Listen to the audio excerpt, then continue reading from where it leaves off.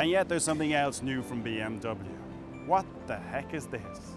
It looks like the size of a 5 Series, but it's a coupe. And in fact, BMW are calling this the new 6 Series. Yes, you heard me right, the new 6 Series. This, in fact, will be the BMW 645Ci Coupe. And this is the first BMW coupe to wear the legendary 6 Series badge since 1989. And though it carries the heritage of its predecessor, this new model brings the BMW 6 Series on a generation with a mouth-watering 4.4 litre V8 engine and a choice of 3 different 6-speed transmissions. The new 6 Series is big, but it's not overweight thanks to modern, lightweight yet strong materials, including aluminium. Like the excellent 600 series from the 80s, we hope this car will have the same wow factor as the cars that came before. It is stuffed with a whole host of complex specifications, all designed for the ultimate driving machine. 0 to 60, by the way, comes in 5.6 seconds.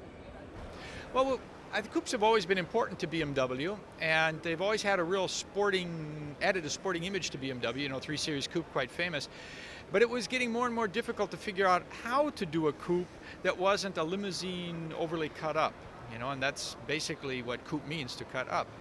And that's why it took a while until we understood that we could make a 6 Series coupe based on the Z9 GT, which you may recall was a concept car here 4 years ago. And wow, that had the sophistication and the panache of the 7 Series, but it had all that, well, what it has, all this great coupe proportions and sexiness that a sporting car needs. So that was the moment when I think the company really got behind the idea and said, now we know what a coupe can be. And of course, also a cabriole, which will come later. Dynamic drive and active steering can be specified as 6 Series options, virtually eliminating body roll and bends. Dynamic drive features step motors which build up counter forces on the car's anti-roll bars, improving ride comfort while cornering. Meanwhile, our friend Active Steering, that Ivor Carroll is going to be trying out on the German streets later, uses a step motor to vary steering ratio according to speed. In a nutshell, you have only 4 or so turns lock to lock when parking, which increases as you go faster.